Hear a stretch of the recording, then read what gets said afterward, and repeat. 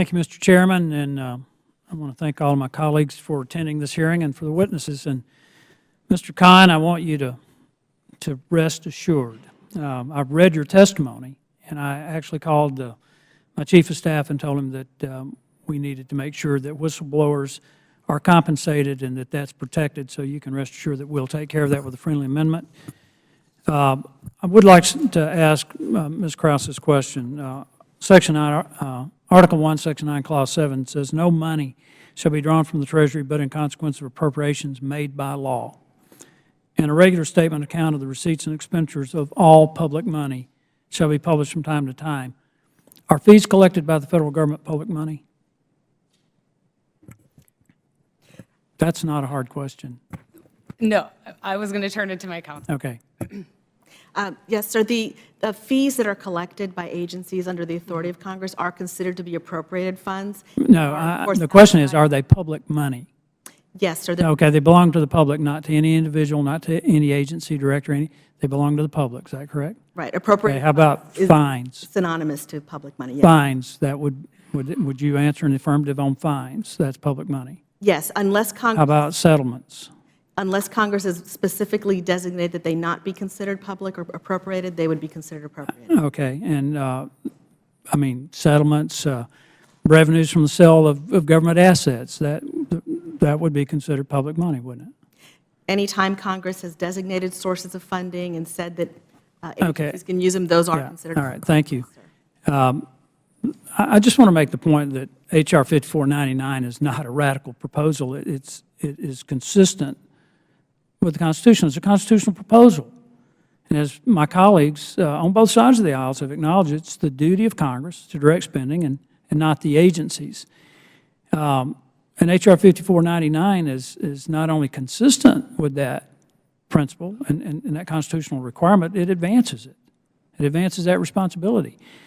All my bill does is all H.R. 5499 says is that all fines, fees, settlements, all unappropriated revenues shall go to the Treasury identified with the agency where they originated, subject to being appropriated by Congress. It doesn't in any way diminish the fact that an agency might have access to those fees, but what it does is it puts the responsibility back where it belongs.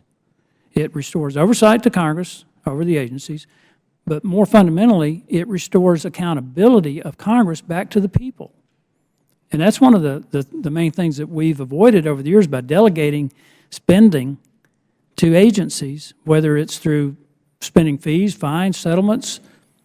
But we also are required by the Constitution to give a statement account of all receipts and expenditures of all public money.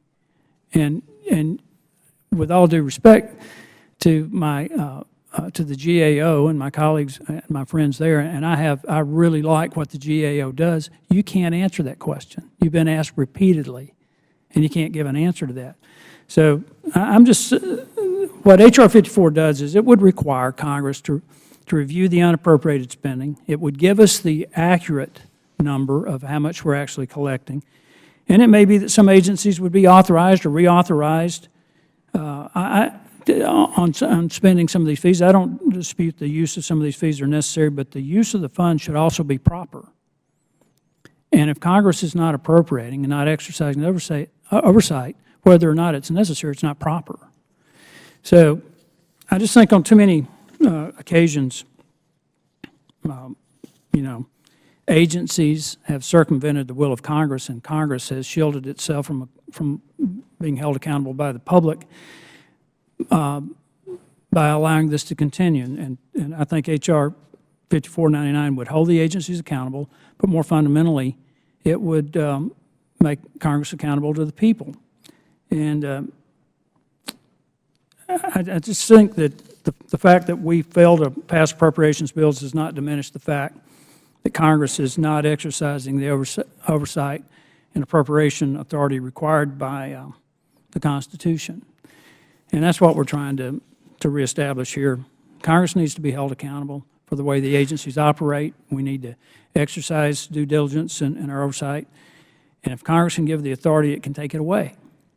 But I believe H.R. 54 is a reasonable step toward restoring the constitutional oversight over agencies and Congress being held accountable by the people.